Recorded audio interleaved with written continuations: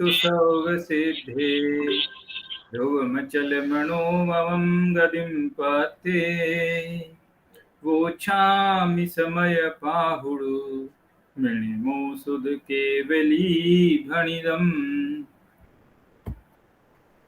आश्रव अधिकार में आचार्य कुंद कुंद कहते हैं कि ज्ञानी जीव निराश्रव है। ज्ञानी जीव निराश्रव है, ये बात को समझाने के लिए पहले तो उन्होंने कहा कि उसके जो है मोह राग द्वेष नहीं है, यानी कि भावाश्रम नहीं है। अब भावाश्रम नहीं है ये बात तो ठीक है, लेकिन निराश्रव नहीं है ऐसा कहकर द्रव्याश्रव भी नहीं होना चाहिए फिर तो। भावाश्रव नहीं है वो बात तो ठीक, फिर द्रव्याश्रव भी है या नहीं है ये तो बताओ कि हाँ वो भी नहीं है। ऐसी बात आज करने वाले हैं, आज करने वाले हैं, यानी 169 नंबर की गाथा में करने वाले हैं। लेकिन उसके पहले हमारी जो एक कलश था 114 114 नंबर का, वो कलश बाकी है, जरा उस कलश को एक बार पढ़ लेते हैं। इन द्रव्य कर्मों के पहाड़ों के निरोधक भाव जो हैं राग द्वेष विमोह बिन सद ज्ञान निर्मित भाव जो भावाश्रवों से रहित वे इस जीव के निज भाव हैं। वे ज्ञानमय शुद्धात्ममय निज आत्मा के भाव हैं। ये जो है सीधा मैंने हिंदी पढ़ दिया है। 114 नंबर का छंद है, ज्यादा कुछ नहीं है, एकदम सरल बात है। और बस इतना ही कहा गया है कि ज्ञानी जीव का जब सत्ता में से भी कर्म निकल, यही तो बात थी ना इस कलश के जस्ट पहले की जो गाथा है 168 नंबर, उसमें यही कहा कि जब सत्ता से ही कर्म निकल जाए तो जो कुछ बचता है वो जीव का निज भाव होता है। समझ में? सत्ता में से ही कर्म का प्रभाव खत्म हो जाए तो जो कुछ, जैसे मान लीजिए स्फटिक मणि होती है, स्फटिक मणि के आगे लाल पुष्प लगा दो तो लाल हो जाती है, और कोई दूसरा कलर की चीज रख दीजिए तो वैसी कलर की हो जाती है। तो अब वो स्फटिक का जो ओरिजिनल स्वभाव है वो क्या है, वो तो समझ में नहीं आता ना, वो तो कहीं जाने कहाँ खो जाता है। तो कहते हैं कि स्फटिक का यदि ओरिजिनल स्वभाव देखना है तो ये जो सारे जो आडंबर आपने लगाए ना चारों तरफ उसके, उनको हटा दीजिए, जो कुछ बचेगा वो स्फटिक का ओरिजिनल स्वभाव रहेगा। इसी तरह से ये जो आत्मा में ये जो कर्मों के जो भी प्रभाव हैं, इन कर्मों से रहित जो भाव रहेगा वो उसका निज भाव रहेगा, और निज भाव भी शुद्ध भाव है। तो लिखा इन द्रव्य कर्मों के पहाड़ों के निरोधक भाव जो, इन द्रव्य कर्मों के पहाड़, क्या शब्द दिया है पहाड़, लगता है कि पहाड़। पहाड़ हमें इसलिए नहीं लगता, हमें तो बोझा नहीं लगता ना कर्मों का। जैसे मान लीजिए माथे पे पोटली रख के चढ़ना हो, 10 किलो 20 किलो वजन उठाना हो तो वजन लगता है, लेकिन इन कर्मों का वजन हमको लग नहीं रहा है, अनादिकाल से हम उसके हैबिचुअल हो चुके हैं, है ना। लेकिन सच में ये कर्म पहाड़ ही है सच में देखा जाए तो, क्योंकि आत्मा के एक एक प्रदेश पर जो है अनंत अनंत कारमान वर्गणाएं लगी हुई है, अनंत अनंत। तो इसलिए वो क्या है कि ये कर्म जो है द्रव्य कर्म कैसे हैं, पहाड़ों के समान। तो इन द्रव्य कर्मों के पहाड़ों के निरोधक जो भाव हैं वो क्या है, और वे भाव कैसे हैं कि है राग द्वेष विमोह बिन, जिनमें राग द्वेष नहीं है, यानी चारित्र मोह की गंदगी नहीं है, विमोह यानी दर्शन मोह की गंदगी नहीं है, इनसे बिल्कुल रहित सद ज्ञान से निर्मित भाव है। वे सिर्फ ज्ञान से ही निर्मित है, ज्ञान से ही बने हुए हैं। उन जैसे कोई चीज है ना, किस चीज की बनी है, लोहे की बनी है, स्टील की बनी है, किसकी बनी है, ये ज्ञान की बनी है। वो आत्मा के जो भाव हैं वो ज्ञानमय है। वैसे तो ज्ञान के अलावा बहुत सारे गुण हैं, लेकिन ज्ञान उनके प्रत्येक पोर पोर में बसा हुआ है। ऐसा भावाश्रमों से रहित वे इस जीव के निज भाव हैं, और ये सब भावाश्रम यानी मिथ्यात्व राग द्वेष मोह ये सब निकल गए तो फिर वो क्या हुए, जीव के निज स्वभाव भाव हो गए। जो भाव पर निमित्त से होते हैं वे स्वभाव नहीं होते, वे विभाव होते हैं, और जो पर निमित्त के बिना होते हैं वे स्वभाव होते हैं। ये सीधी परिभाषा है। स्वभाव की और विभाव की परिभाषा यदि जाननी हो तो जो परनिमित्त से हो वो भी भाव है, जो पर निमित्त के बिना हो स्वभाव है। तो जब निमित्त के बिना होने वाले, भावाश्रमों के बिना होने वाले जो भाव हैं वे आत्मा के निज भाव यानी स्वभाव भाव हैं। कैसे हैं वे? ज्ञानमय हैं, शुद्धात्मय हैं और निज आत्मा के अपने हैं, वे खुद के हैं, ओरिजिनल हैं। इस प्रकार का एक सरल सा कलश है। इसमें बस यही कहा है कि ये जो कुछ भी है भावाश्रव ये सब हे हैं, छोड़ने योग्य है, और निज भाव है वही अपनाने योग्य है। चाहिए तो इसका बनारसी दास वाला भी पढ़ लेते हैं। दरवित आश्रव सो कहिए जह पुगल जीव प्रदेश गरा से, भावित आश्रव सो कहिए जह राग विरोध विमोह विकासे, सम्यक पद्धति सो कहिए जह दरवित भावित आश्रव नासे, ज्ञान कला प्रगटे थी थानक अंतर बाहिर और न भासे। ये बनारसी दास जी ने इसी 114वें नंबर के कलश का पद्यानुवाद किया है। दर्वित आश्रव सो कहिए जे। अब इसमें ज्यादा कुछ नहीं है, एकदम सरल बात है, बहुत ही सरल है, सब लोग जानते हैं, मैं तो जस्ट इसको पढ़ा है। इसमें ये बताया जा रहा है कि जो द्रव्याश्रव है वो किसे कहते हैं और भावाश्रव है वो किसे कहते हैं, है ना। आश्रव अधिकार है, इसलिए ये जो है बीच बीच में टीकाकार व्याख्याकार अपने अपनी तरफ से इस बात को बता रहे हैं। तो यहाँ कह रहे हैं द्रवित आश्रव, द्रवित माने द्रव आश्रव, वो क्या है कि पुद्गल है, पुद्गल का है वो, और जीव के प्रदेशों में एक में हो गया है। जैसे दूध में पानी मिक्स कर दो तो किधर दूध किधर पानी ये बताना मुश्किल है, सब तरफ दूध और सब तरफ पानी। तो इसी प्रकार से जीव के आत्म प्रदेशों में एक में हो जाना, ऐसी उसकी जो है प्रकृति यानी उसका स्वभाव है। किसका? द्रव्याश्रव का। द्रव्याश्रव एक तो पुद्गल का बना हुआ है, दूसरा आत्मा के एक एक प्रदेश में पोर पोर में एकदम घुल मिल गया है, एकदम ऐसा है। और कैसा है? एक क्षेत्र हुआ हो गया। भावित आश्रव सो, अब भावाश्रव की बात कर रहे हैं दूसरी लाइन में कि भावाश्रव कैसा है कि राग विरोध, विरोध माने द्वेष, उल्टा लगा लेना, विमोह, ये सब जो है भावाश्रव है। ठीक है। अब ये जो द्रव्याश्रव भावाश्रव ये दोनों ही नष्ट हो जाए तो क्या होता है वो तीसरी लाइन में बता रहे हैं। सम्यक पद्धति सो कहिए जय, सम्यक पद्धति सो कहिए जय दर्वित भावित आश्रव नासे। द्रव्य आश्रव और भावाश्रव दोनों ही जब नासे मतलब नष्ट हो जाते हैं तो सम्यक पद्धति यानी सम्यक दर्शन हो जाता है। यानी कि दर्शन गुण, दर्शन बोले श्रद्धा गुण, वो जो है निर्मल परिणमन हो जाता है और आत्मा में मोह राग द्वेष विकारी भावों का विकसित होना, भावाश्रव है उससे रहित हो जाए तो सम्यक दर्शन हो जाए, ज्ञान चारित्र हो जाए। ज्ञान कला प्रगटे चिथानक, और उसी समय ज्ञान कला यानी कि ज्ञान भी सम्यक हो जाता है। अकेला सम्यक दर्शन नहीं, सम्यक ज्ञान भी साथ में आता है। देखो कितनी बढ़िया बात है, जगत में सेल लगी हो ना, सेल माने बिक्री, तो बिक्री लगी होती है तो वहां पर लोग इसलिए जाते हैं कि 1 गेट 1, क्या बाय 1 गेट 1, एक खरीदो एक मुफ्त पाओ। तो लोगों को बहुत आकर्षण होता है उसका। यहाँ कह रहे हैं कि ठीक है आपको सम्यक दर्शन मिल चाहिए ना, सम्यक ज्ञान भी साथ में मिल जाएगा, दोनों चीजें एक साथ मिल जा रही है। तो इस प्रकार से ये जो है सम्यक ज्ञान कला भी, ज्ञान कला प्रगटे थी था, उसी समय पर ज्ञान भी प्रकट हो जाता है। अंतर बाहिर और न भाखे, और इसके अलावा अंतर बाहर अन्य कोई पदार्थ प्रतिभाषित नहीं होता, सिर्फ एक आत्मा ही अपना दिखाई देता है। इतनी सीधी सरल जो बात है। ये कलश छोटा सा है। अब इसके बाद में अपन चले अपनी जो गाथा 169 नंबर की जो गाथा, उस गाथा को पढ़ लेते हैं।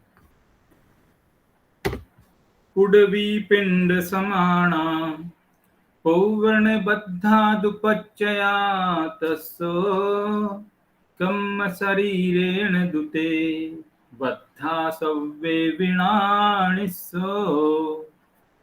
इस गाथा में ऊपर हेडिंग भी लिखी है, आपको दिख रही है बराबर, कि ज्ञानी के द्रव्याश्रव का अभाव है, ज्ञानी जीव के भावाश्रव का अभाव है। ये तो पहले ही बता चुके, 166वीं गाथा जब पढ़ी थी, 166 नंबर की गाथा जब पढ़ी थी तो कहा था कि ज्ञानी निराश्रव है, ज्ञानी निर्बंध है, उसके आश्रवबंध होते ही नहीं है, क्योंकि वो मोह राग द्वेष करता नहीं है।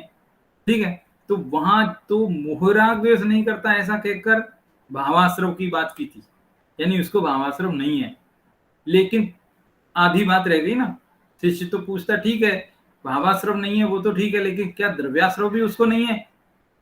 तो उसका उत्तर यहाँ 169वीं गाथा में दे रहे हैं कि ज्ञानी को द्रव्याश्रव भी नहीं है। ये गजब बात हो गई। ये जो समस्या है ना, इसकी सारी की सारी बातें यदि अपन करुणान योग के हिसाब से देखें तो बहुत विरोध दिखाई देता है।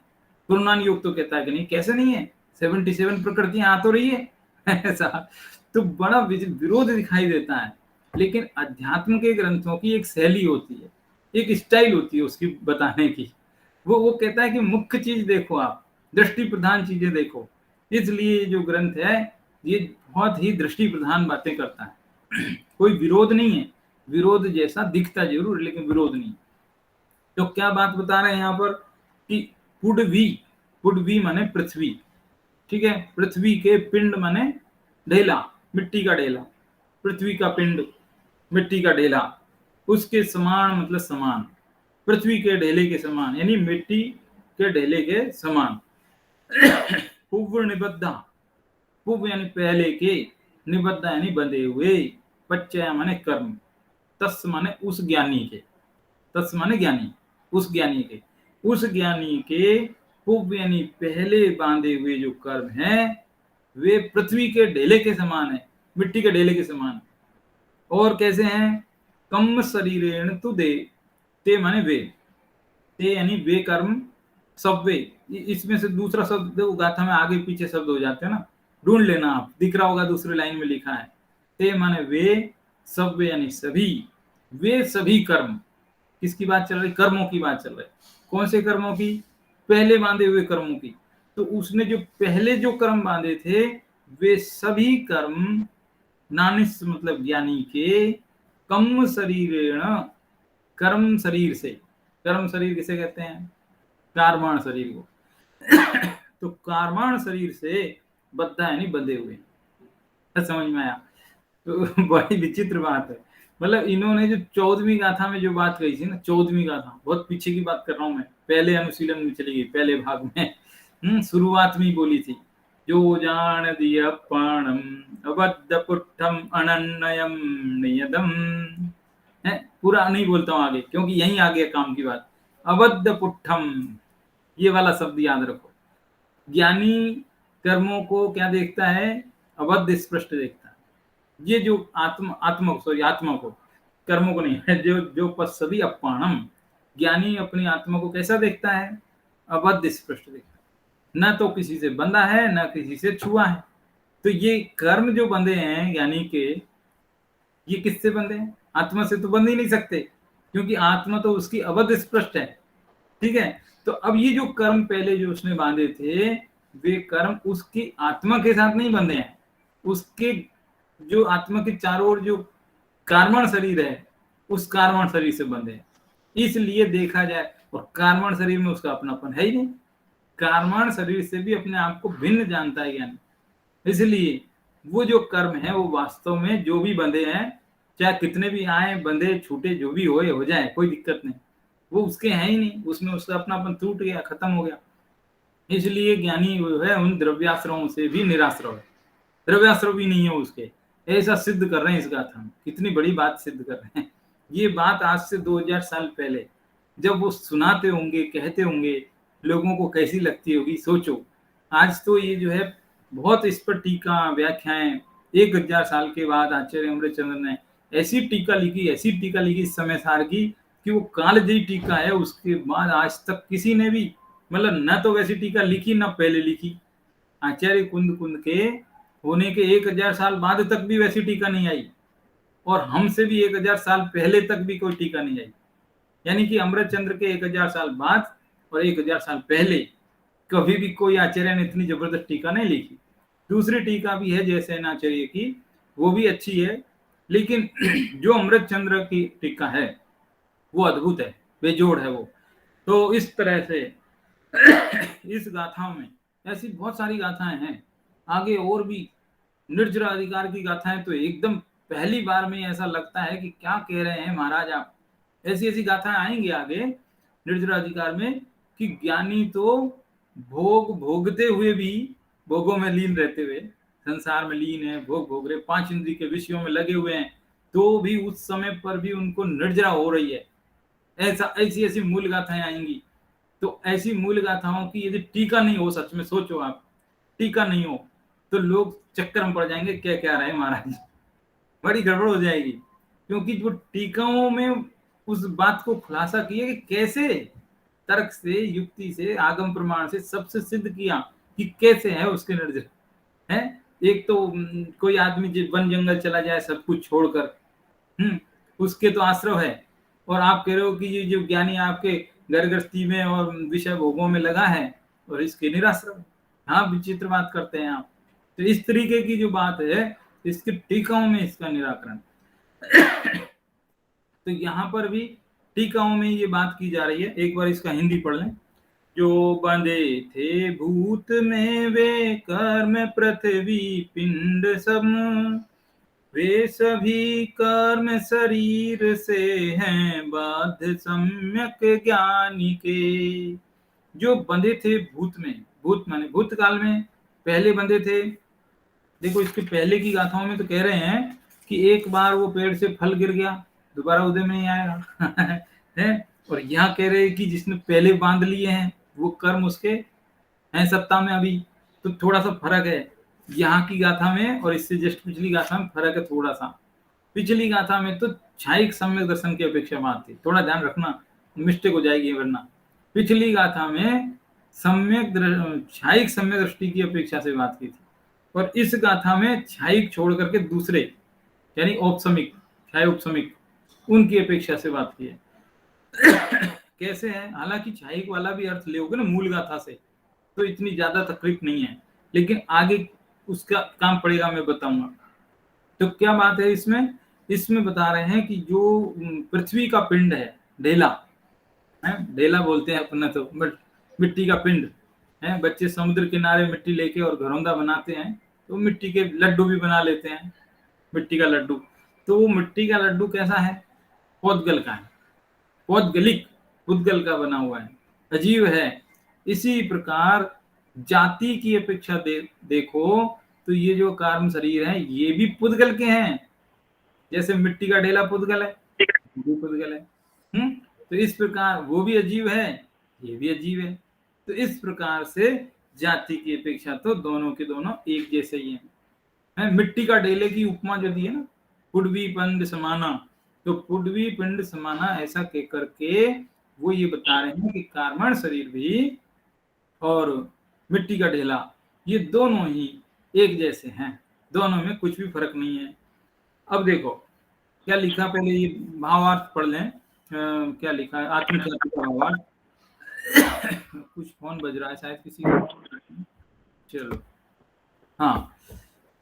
क्या कह रहे हैं, जो पहले अज्ञान अवस्था में अज्ञान से बंधे हुए मिथ्यात्व, अविरति, कसाय, योग, ये द्रव्याश्रव भूत जो प्रत्यय हैं, द्रव्याश्रव यानी कार्बन वर्गना के, वे अन्य द्रव्य स्वरूप प्रत्यय अचेतन पुद्गल परिणाम वाले होने से ज्ञानी के लिए पृथ्वी के ढेले के समान है। वे समस्त द्रव्य कर्म स्वभावतः मात्र कार्बन शरीर के साथ ही बंधे हुए हैं, जीव के साथ नहीं। इसलिए ज्ञानी के स्वभाव से ही द्रव्याश्रमों का अभाव सिद्ध है। बस इतनी सी टीका 4 लाइन की करके और एकदम टू द पॉइंट बात कह दी उन्होंने। है कार्बन शरीर, देखो 5 प्रकार के शरीर हैं, तो जब ये औदारिक शरीर के साथ ही उसका संबंध नहीं है तो कार्बन शरीर भी तो उसका ही, ये भी तो शरीर ही है, तो इस शरीर से भी उसका कोई नाता नहीं।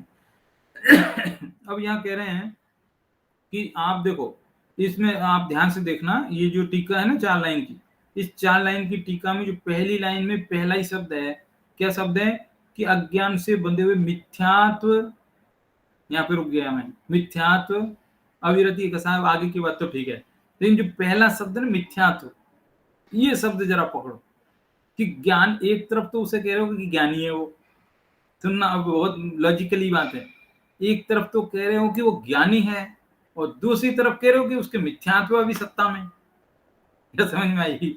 उसके द्रव्य मिथ्यात्व है और दूसरी तरफ उसको ज्ञानी भी कह रहे हो, तो जिसके मिथ्यात्व होता है वो ज्ञानी थोड़ी होता है, वो तो अज्ञानी होता है।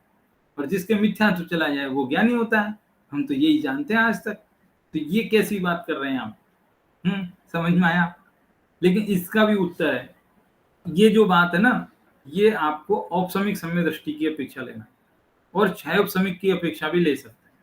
कैसे ले सकते हैं उसको मैं, हालांकि उसको थोड़ी सी कठिन हो जाएगा विषय, लेकिन फिर भी मैं आपके लिए जानकारी की दृष्टि से बताता हूं कि जो कर्मानुयोग योग का विषय है, कर्म प्रकृतियों का, गोमठ सार वगैरह के अंदर बहुत सूक्ष्म विषय है वो।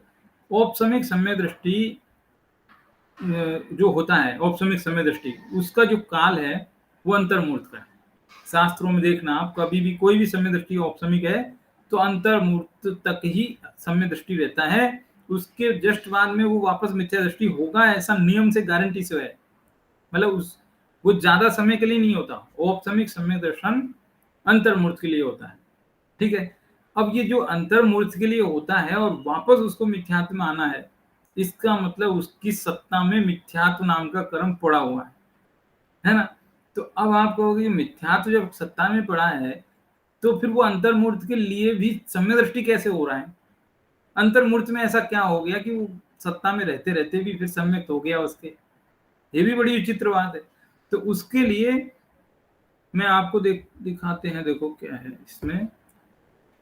एक मिनट, वो इसमें शेयर करना पड़ेगा थोड़ा सा। एक मिनट। एक चित्र है जिसको देख करके शायद समझ में आ जाए। ये जो चित्र अभी दिख रहा होगा, नहीं दिखेगा आपको? हाँ, ये जो चित्र है, दिखता है क्या? दिख रहा होगा। तो इस चित्र में क्या दिखा रहे हैं कि ये जो है काली रेखा है, बीच में सफेद रंग की रेखा है, थोड़ा थोड़ा गैप उसका सफेद रंग में कर दिया है, ऊपर से नीचे तक काली रेखा है। यूं समझो ये नीचे से भूतकाल से चल रहे हैं, ऊपर की तरफ जा रहे हैं, तो ये भविष्य काल है। यूं समझो यहाँ से चल रहे हैं, ये भूतकाल है, और यहाँ ऊपर जा रहे हैं, ये भविष्य काल है। और ये पूरी टाइम की रेखा है और कर्मों की रेखा है। ये कर्म है, काली काले कर्म है, जीव के साथ बंधे हुए हैं। काले काले कर्म जीव के साथ बंधे हुए हैं। अब देखो ये जो नीचे की तरफ जो है, सफेद रंग के नीचे की तरफ, यहाँ ये 3 नाम लिखे हैं, अधेयकरण, अपूर्वकरण, अनिवृत्तिकरण। ये 3 नाम लिखे हैं। ये 3 नाम क्यों लिखे हैं? क्योंकि सम्यक दर्शन उत्पन्न करने के जस्ट पहले की प्रक्रिया का नाम है ये। सम्यक दर्शन यदि किसी जीव को होता है तो सबसे पहले अपूर्व अधेयकरण होता है, फिर अपूर्वकरण होता है, फिर अनुवृत्तिकरण होता है। ये तीनों होते हैं, उसके बाद सम्यक दर्शन होता है। ठीक है। अब ये तीनों के बाद में ये जो सफेद रंग की लाइन आ गई, ये सफेद रंग की लाइन है, ये अंतर्मूर्त का काल है। अंतर्मूर्त का काल है। इस अंतर्मूर्त तक जीव औपसमिक सम्यक्त्व में रहता है, फिर वापस ये काली रेखा यानी कि वापस फिर वो मिथ्यात्व में चला जाता है। अब ये जो सफेद लाइन यहाँ बीच में इतनी गैप हुआ है, ये कैसे हुआ है? तो आप देखो यहाँ लिखा है उपरिस्तन स्थिति, यानी कि ये जो सफेद लाइन में, यूं समझो, कैसे बताएं आपको, वर्डिंग नहीं मिलती मेरे को प्रॉपर। यूं समझो जो सफेद लाइन में यानी अंतर्मूर्त के लिए जितने कर्मों का उदय आना चाहिए था अंतर्मूर्त के लिए, उतने कर्मों में से कुछ कर्मों को प्रीपोन कर दिया, कुछ कर्मों को पोस्टपोन कर दिया। ऐसा कुछ कर्मों की उदीर्णा कर ली और कुछ कर्मों का उपशम करके आगे बढ़ा दिया, पोस्टपोन कर दिया। तो वो जो गैप हो गया अंतर्मूर्त के लिए, उस गैप में फिर वो मिथ्यात्व का उदय नहीं बचा, क्योंकि कुछ मिथ्यात्व को उसने पहले ही उदीर्णा में ले आया और कुछ मिथ्यात्व को आगे पहुंचा दिया। तो बीच में जो गैप हो गया अंतर्मूर्त का, उस अंतर्मूर्त में उसको सम्यक दर्शन हो गया। और सम्यक दर्शन भी बिल्कुल एकदम छाई जैसा ही निर्मल होता है, ऐसी कोई दिक्कत नहीं है। नाम उसका भले ही औपसमिक है, लेकिन वो छाई जैसा ही होता है, एकदम निर्मल। बस औपसमिक इसलिए कहते हैं कि सत्ता में मिथ्यात्व पड़ा है और छूटने वाला है ये सम्यक दर्शन, अंतर्मूर्त के लिए ही हुआ है, इसलिए औपसमिक है।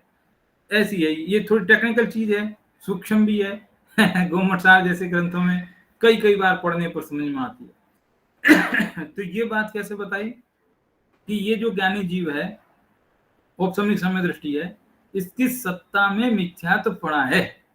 उदय आएगा, अंतर्मूर्त बाद आएगा उदय, बच्चा नहीं है ये उससे। लेकिन वो मिथ्यात्व कैसा है? अभी एक अंतर्मूर्त के लिए, एक अंतर्मूर्त के लिए जब उसको एकदम क्षायिक सम्यक जैसा आनंद आ रहा है, उस वक्त के लिए वो जो सत्ता में पड़ा हुआ मिथ्यात्व है वो कुछ काम का नहीं है, उसका कोई मतलब नहीं है, वो इस जीव का कुछ नहीं बिगाड़ सकता है। वो मिट्टी के ढेले के समान है। मिट्टी के ढेले के समान माने एकदम अकिंचित कर यानी कुछ बाल भी बांका नहीं करने वाला। कहते हैं ना बाल भी बांका नहीं कर सकता ये, तो उस तरह से वो जो सत्ता में पड़ा हुआ मिथ्यात्व है वो इस सम्य दृष्टि जीव का अंतर्मूल तक कुछ बाल भी बांका नहीं कर सकता। ऐसा है, अकिंचित का, कुछ भी बिगाड़ करने वाला नहीं है, इसलिए उसको कहा कि वो मिट्टी के ढेले के समान। ऐसा है, समझ में आया? ये जो फोटो है मैं आपको ग्रुप में भेज दूंगा, इसको और अच्छे से देख लेना, नहीं समझ में आया तो पूछ लेना, ठीक है? अभी इसके आगे देखो, इसके आगे की बात क्या कर रहे हैं। एक बात तो समझ में आ गई, ये तो औपसमिक की आई, लेकिन अच्छा छायोपसमिक की भी बता देता हूँ। छायोपसमिक की भी सुन लीजिए। छायोपसमिक दृष्टि सम्य दृष्टि जीव है, उसके सत्ता में मिथ्या तो कैसे है वो सुन लीजिए। उसके ऐसा नहीं होता जैसा अभी दिखाया है, उसके ऐसा नहीं होता, उसके दूसरा होता है। उसके दूसरा ऐसे होता है कि थोड़ी बहुत बेसिक जानकारी तो आपको पता ही, सर्टिफिकेट कोर्स जैसी। जैसे मोहिनीय कर्म के दो भेद हैं, उसमें एक दर्शन मोहिनीय है। दर्शन मोहिनी के भी तीन भेद हैं, है ना? कौन कौन से? मिथ्यात्व, सम्यक मिथ्यात्व और सम्यक प्रकृति, इतना तो पता है ना। तो ये जो सम्यक प्रकृति है, तीसरा भेद, दर्शन मोह का तीसरा भेद सम्यक प्रकृति। ये सम्यक प्रकृति को बोलते हैं देशघाती प्रकृति। देशघाती प्रकृति, बहुत छोटे छोटे पार्टिकल्स हैं, ज्यादा जीव को हानि नहीं पहुंचा पाते हैं, हालांकि डिस्टर्ब करते हैं जीव को, सम्यक दर्शन में बाधा उत्पन्न करते हैं, उसमें दोष लगाते हैं, लेकिन सम्यक दर्शन को पूरी तरह से खंडित नहीं कर सकते, रोक नहीं सकते हो। देशघाती प्रकृति माने कमजोर प्रकृति, और सर्वघाती प्रकृति होती है मजबूत प्रकृति। तो ये जो तीन प्रकृति बोली ना मैंने दर्शन मोही की, एक मिथ्यात्व, सम्यक मिथ्यात्व और सम्यक प्रकृति, इनमें से शुरू की दो, मिथ्यात्व और सम्यक मिथ्यात्व, ये दो तो है सर्वघाती। इनके उदय रहते रहते तो जीव कभी भी कैसा सम्यक्त्वी नहीं हो सकता, लेकिन सम्यक प्रकृति के रहते सम्यक्त्वी हो सकता है, मगर उसके सम्यक में थोड़े बहुत हल्के फुल्के दोष लगते रहते हैं, है ना? मलिन रहता है सम्यक, चल मल अगाढ़, ये तीन दोष बताए गए हैं, ये तीन दोषों से वो मलिन रहता है सम्यक। तो अब ये जो है तो मिथ्यात्व का ही भेद सम्यक प्रकृति, तो ये भी सत्ता में रहता है उसके छायोपसमिक के। छायोपसमिक जीव के सम्यक प्रकृति सत्ता में रहती है, औपसमिक जीव के तो पूरा ही मिथ्यात्व रहता है ना? तो भी कह रहे हैं कि वो कितना ही रहे, रहने दो, कोई बिगाड़ नहीं है, मिट्टी के ढेले के समान है। जैसा मिट्टी का पुद्गल पिंड है, ऐसे ये कर्म भी पुद्गल पिंड है, ये भी अजीब है, ये भी अजीब है। और दूसरी बात, वो जीव से थोड़ी बंधा है, वो तो कार्मण शरीर से बंधा है। कार्मण शरीर से तो अपने आप को ज्ञानी बिल्कुल भिन्न समझ रहा है, इसलिए जीव का कुछ भी बिगाड़ नहीं। एक अर्थ तो ये हुआ है। अब दूसरा अर्थ बताता हूं। दूसरा अर्थ, पृथ्वी के ढेले के समान कहने का जो दूसरा अर्थ है, दूसरा भाव, वो दूसरा भाव ये है कि दूसरा भाव वैसे तो जैसे नाचेरे की टीका में से दूसरा अर्थ उन्होंने ये लिखा है कि जैसे कोई मुट्ठी में रखा हुआ विष, उसके समान वो जो है पूर्व क्रम बांधे हैं, वो मुट्ठी में रखे हुए जहर के समान है। जहर, पॉइजन, वो पॉइजन आपका मुट्ठी में रखा है, हाथ में रखा है, डब्बी में रखा है, समझो। जब तक उसको आप खोल करके डब्बी और मुंह में नहीं रखोगे, तब तक वो कुछ बिगाड़ सकता है आपका? कुछ नहीं बिगाड़ सकता, है ना? जब तक वो जहर डब्बी में है, आपके हाथ में है, तब तक वो क्या बिगाड़ेगा? कुछ नहीं बिगाड़ सकता। तो उसी तरह से जब तक वो कर्म उदय में नहीं आएंगे, केवल सत्ता में रहेंगे, तब तक कुछ नहीं हो सकता। सत्ता में रहे हुए कर्म कुछ भी असर नहीं दिखाते हैं, असर तो तब दिखता है जब वे उदय में आते हैं। समझ में आई? बिल्कुल सरल बात है, एकदम कठिन नहीं है। आप इसको रीडिंग लगा लेना, एकदम सरल हो जाएगी, है ना? तो मुट्ठी में पड़ा हुआ जहर जीव का कुछ भी नहीं बिगाड़ सकता, ऐसे ही सत्ता में पड़े हुए कर्म इस जीव का कुछ भी नहीं बिगाड़ सकते। अब बताओ, अंतर्मूर्त के लिए तो उसका कुछ भी नहीं बिगाड़ पाए, और उसने खूब सम्यक दर्शन का आनंद ले लिया, अंतर्मूर्त के लिए कुछ नहीं बिगाड़ सकता। कैसे? एक दूसरा उदाहरण देता हूं, टीका में तो उदाहरण जो आया था वो दे दिया, मैं एक उदाहरण अपनी ओर से देता हूं। जैसे मान लीजिए कोई आदमी जैसे अभी मैंने उनका वीडियो देखा था, वो कौन हंसाने वाला जो है ना, हास्य विदूषक, क्या नाम है उसका एक है नहीं नहीं वो नहीं, कोई दूसरा है कोई तो वो हंसा था ना, उसका एक वीडियो देखा था। तो वो दौड़ते दौड़ते किसी शेर के पिंजरे में चला गया, शेर के पिंजरे में चला गया।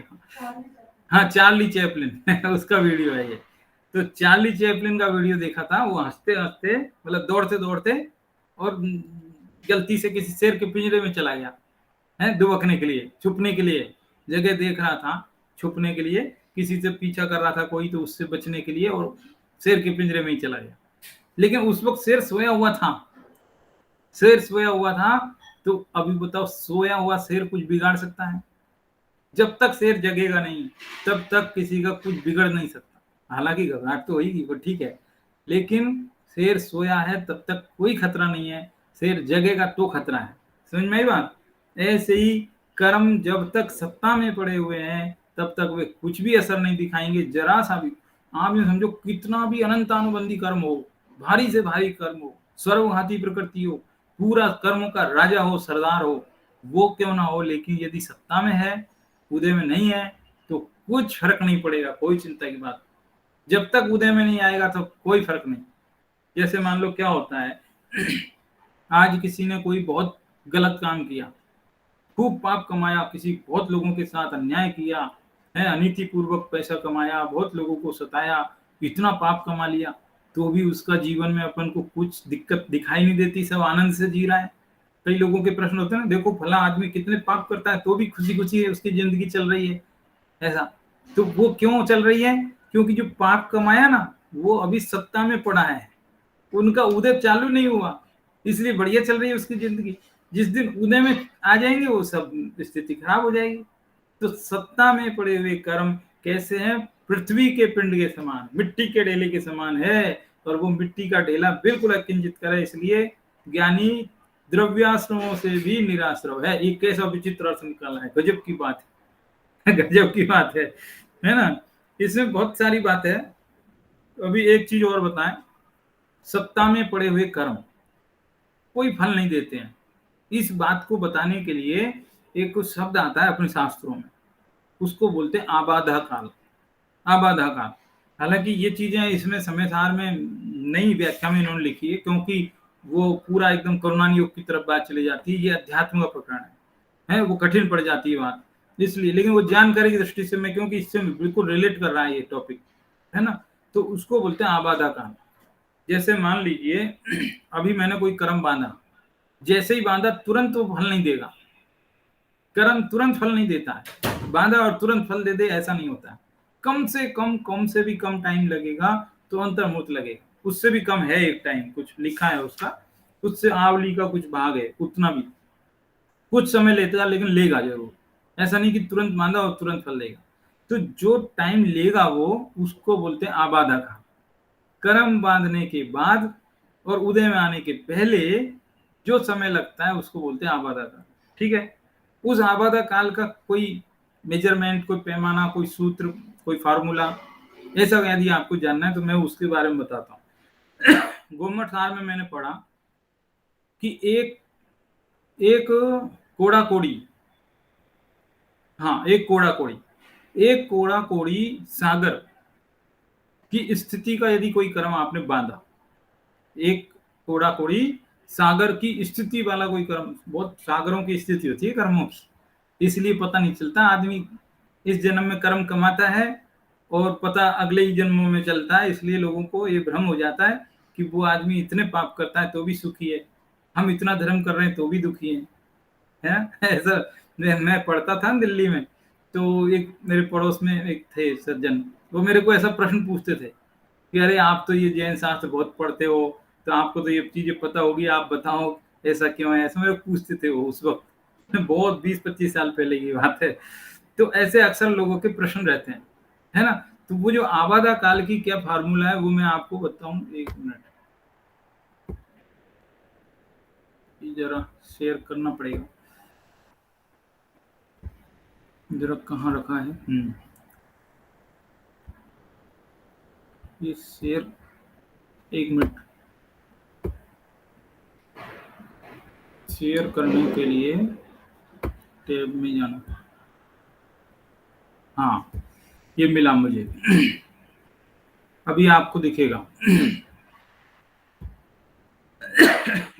ये दिखा, देखो थोड़ा थोड़ा मतलब लिखा हुआ है, छोटे अक्षरों में दिखे रहा होगा, बाद में ग्रुप में भी भेज देंगे। इसमें क्या बता रहे हैं वो कि एक कोड़ा कोड़ी सागर पर 100 वर्ष की आबादा काल है। एक कोड़ा कोड़ी सागर का कोई कर्म बांधा है तो 100 वर्ष तक वो फल नहीं देगा, 100 वर्ष के बाद स्टार्ट होगा उसका फल। एक कोड़ा कोड़ी सागर का। ये 2 कोड़ा कोड़ी सागर है तो 200 साल के बाद फल शुरू होगा। है 4 कोड़ा कोड़ी सागर का है तो 400 साल के बाद शुरू होगा। ठीक है ना। ऐसे मान लो 10 कोड़ा कोड़ी का है तो 1000 साल के बाद शुरू होगा। ये फॉर्मूला है। 100 इंटू जैसे ये जितने भी कोड़ा कोड़ी उससे गुणा करना है और ये भाग देना है। तो मान लो 70 कोड़ा कोड़ी सागर का कोई कर्म बांधा है तो वो जो है आपको 7000 वर्ष के बाद में ही फल स्टार्ट होगा। 7000 साल तक तो आपको फर्क ही नहीं पड़ेगा, ऐसी स्थिति है ना। ये बीच में थोड़ी कौरनान योग की बात है थोड़ी शास्त्र से अलग चीज है, लेकिन मतलब है ये भी शास्त्र, मगर मूल विषय अपना अध्यात्म का है। लेकिन ये बात भी जानकारी की दृष्टि से बता रहा हूं मैं आपको। अभी देखो ये गुम्मट सार में मिला मेरे को। अब गुम्मट सार में जो मिला है, अब इसको मैं, हालांकि ये पूरा देखो, इसमें से 2-3 बातें मैं बता देता हूँ। एक तो ये जो कोड़ा कोड़ी बता दिया। अभी मान लो कोई कर्म ऐसा हो जो कोड़ा कोड़ी से कम हो। ठीक है, फार्मूला आपको बताया ना मैंने, एक कोड़ा कोड़ी पे 100 साल। और मान लो कोई कर्म एक कोड़ा कोड़ी सागर से भी कम का हो तो क्या करें कि बोलते कि अंतर्मूर्त है, फिर उसका जो है आबादा काल अंतर्मूर्त है। ठीक है, इससे भी कम है। और आयु कर्म का आबादा काल क्या है कि जो वर्तमान में अपनी भुज्यमान आयु है उसका अंतिम समय तक है। अगली मान लो आपने कोई देव आयु बांध ली, ठीक है, अभी बांध ली जैसे आज ही, तो आज से ही वापस देवायु थोड़ी शुरू हो जाएगी आपकी। जब तक ये मनुष्य पर्याय बची है इसको पूरी भोगनी पड़ेगी, उसके बाद फिर देवायु शुरू होगी।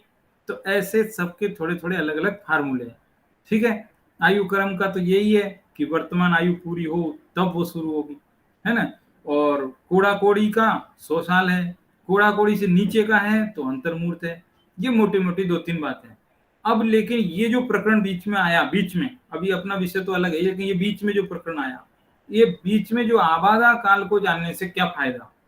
ठीक है, आबादा काल को जानने से क्या फायदा, ये जरा 3 बिंदु मैं आपके सामने पढ़ूंगा, वो आपको भी फायदे हैं। इसलिए देखो इसे समझने से क्या क्या लाभ है। पहला लाभ तो ये है, कर्म बंधने के बाद आबादा काल पूर्ण करके ही उदय में आता है। कर्म बंध जाए फिर आबादा काल के बाद ही उदय में आता है। ठीक है, आबादा काल में कर्मों की स्थिति मिट्टी के ढेले के समान पूर्णतया बेहोश शत्रु के समान निष्क्रिय होती है। अब उस समय दृष्टि की सत्ता में मिथ्या तो पड़ा है, सम्यक प्रकृति पड़ी है, लेकिन क्या निष्क्रिय है, कोई काम का नहीं।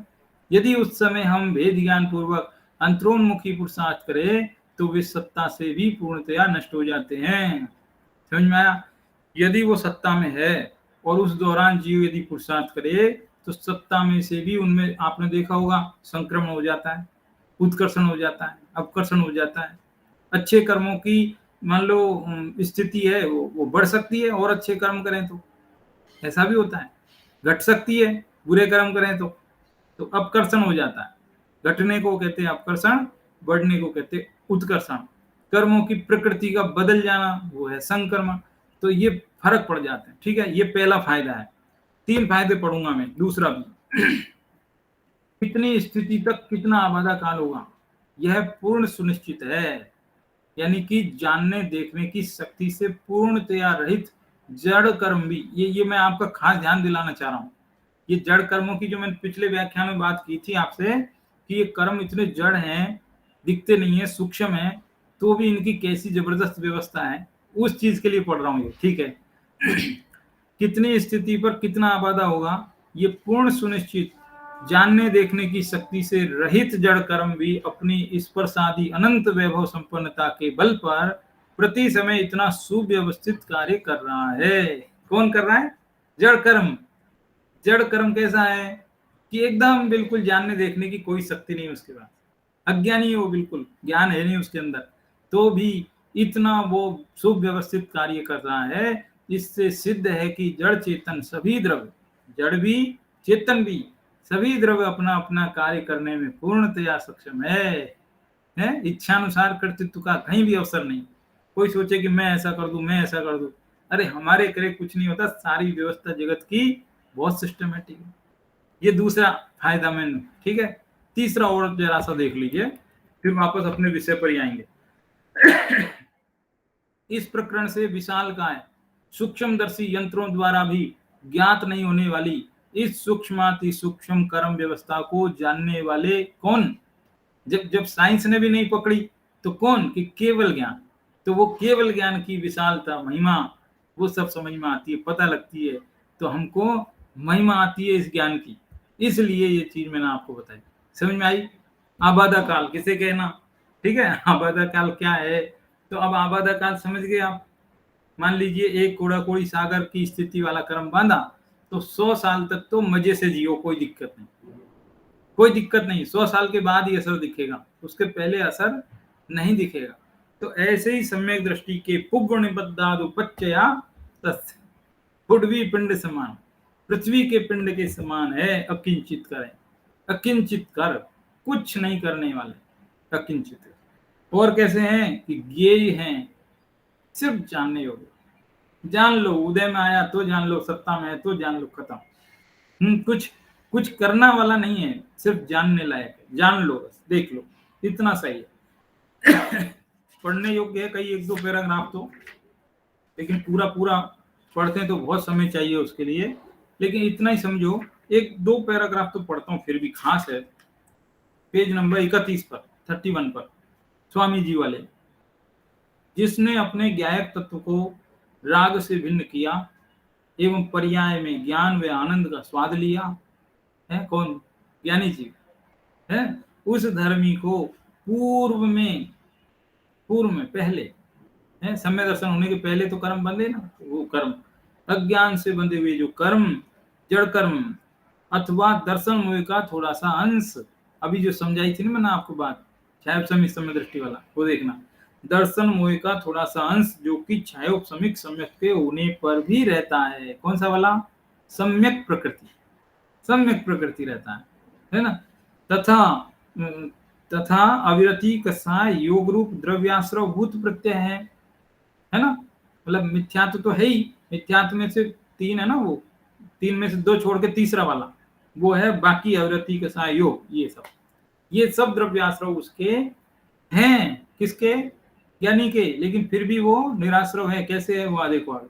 किंतु वे अन्य द्रव्य स्वरूप प्रत्यय अचेतन पुद्गल परिणाम वाले होने से ज्ञानी की दृष्टि में मिट्टी के ढेले के समान है।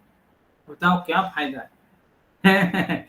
जैसे मान लो यहाँ आपके घर में मिट्टी का ढेला है, तो आपको जब उससे ममत्व ही नहीं है तो घर में पड़ा रहे, चाहे कोई ले जाए, उससे क्या करना है। तो ऐसे ही ज्ञानी की आत्मा के साथ जो कार्बन शरीर लगा है, उसमें ये कर्म आते हैं चले जाते हैं, आते हैं चले जाते हैं, पड़े रहते हैं। ज्ञानी को उससे लेना देना नहीं। इस दृष्टि से देखा जाए तो ज्ञानी द्रव्याश्रमों से भी निराश।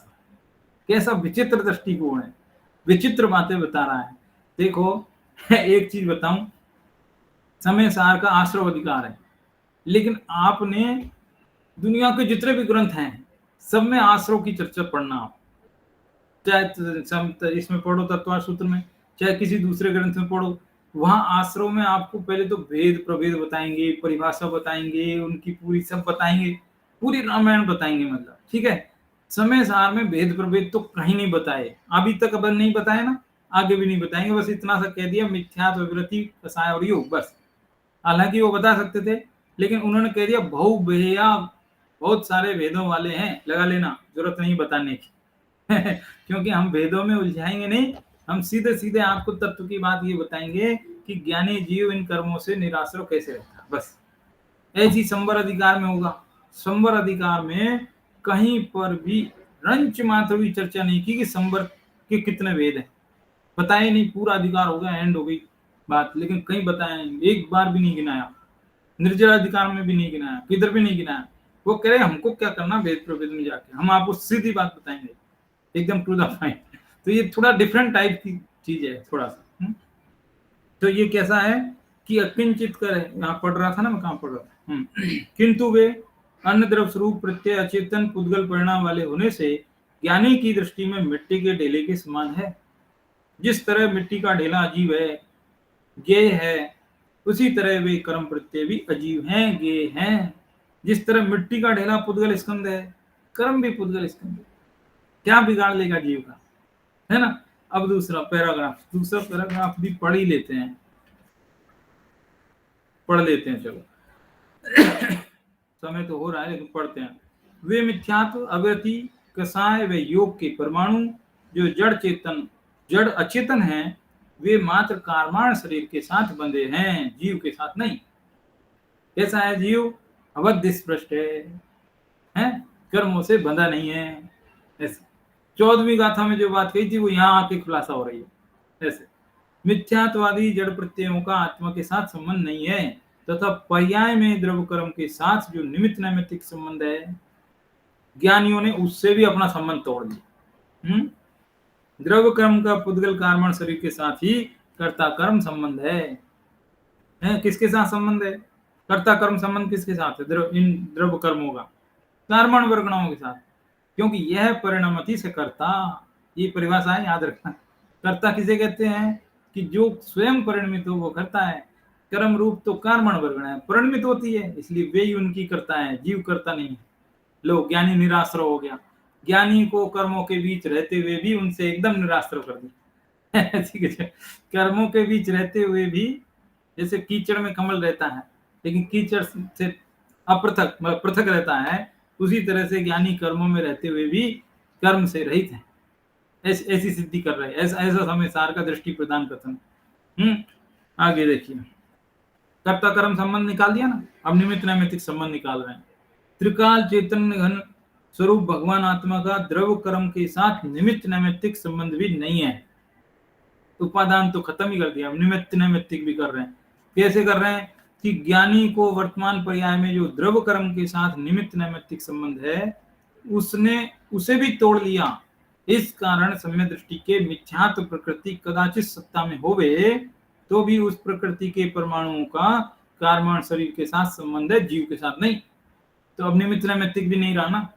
निमित्त नैमित्तिक क्योंकि पिछली गाथा 166 में आई थी ना, नहीं 64-65 164-65 उसमें ये आया था कि नए जो कर्म बनते हैं उनका निमित्त पूर्व कर्म का उदय, ठीक है।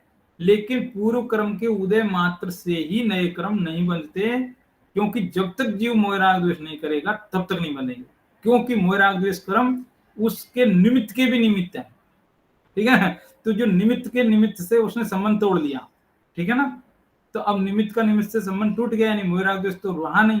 अब पुराने कर्म का उदय ज्ञानी के आता है और नया कर्म बनता नहीं है, तो जब बनता नहीं तो क्या करे, अभी संबंध टूट गया। इसलिए वो देखा जाए तो निमित्त नैमित्तिक संबंध में निमित्त के निमित्त से संबंध तोड़ा, इसलिए वो निमित्त नैमित्तिक संबंध भी नहीं बचा। ऐसा थोड़ी सी सूक्ष्म बात हो गई है, कठिन जरूर हो गई है, लेकिन जितनी समझ में आ जाए उतनी, 50 मिनट में से 25 मिनट भी बात समझ में आ जाए तो ठीक है, आपको फायदा, ये नुकसान नहीं है ना। और एक दो बार पढ़ेंगे तो आ जाएगी समझ, पहली बार सुनते पढ़ते तो कठिन लगती है। एक बात और बताते हैं बस, फिर आगे एक बात और बताते हैं, एक पैराग्राफ छोड़ के अगले की तरफ। वो बड़ी अच्छी बात है, इसलिए बहुत महत्वपूर्ण बात है, वो मुझे बहुत ही अच्छी पसंद आई। इसमें देखो अभी तक क्या बात आई, उपादान से संबंध तोड़ दिया क्योंकि उपादान उसका कार्मण वर्गणा है खुद। निमित्त से संबंध तोड़ दिया क्योंकि निमित्त के निमित्त से संबंध ज्ञानी ने पहले ही तोड़ लिया, ठीक है। अब यहाँ तीसरी बात कह रहे हैं कि जो द्रव्याश्रव है वो ज्ञानी के द्रव्य स्वभाव में भी नहीं है, गुण स्वभाव में नहीं है, पर्याय स्वभाव में नहीं। लो ये थोड़ी विचित्र बात, विचित्र मतलब बहुत गहरी बात। ये कह रहे कि ज्ञान स्वभाव में है, नहीं है, द्रव्य स्वभाव में कि नहीं है, गुण स्वभाव में कि नहीं है, यहाँ तक तो सबको समझ में आ गई। लेकिन पर्याय स्वभाव में तो है ना महाराज कि नहीं है।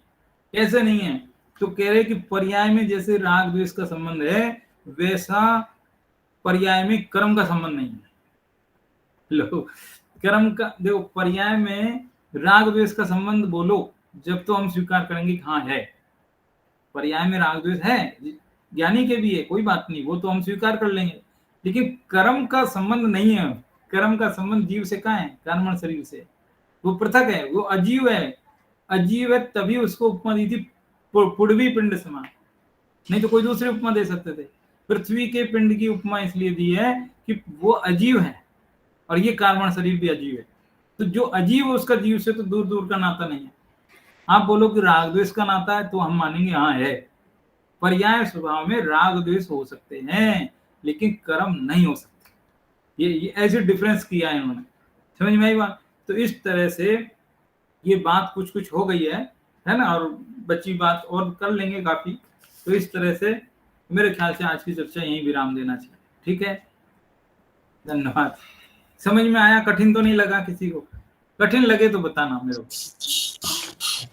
सर थोड़ा सा लगा है, लेकिन पढ़ने से थोड़ा हाँ, पढ़ना, आप लोग पढ़ना, और जो प्रश्नोत्तर भेजता हूँ ना उनको भी पढ़ना, उनसे भी सरल होएगा, क्योंकि किताब की भाषा किताब की रहती है और प्रश्नोत्तर अपनी भाषा में बनाए हैं।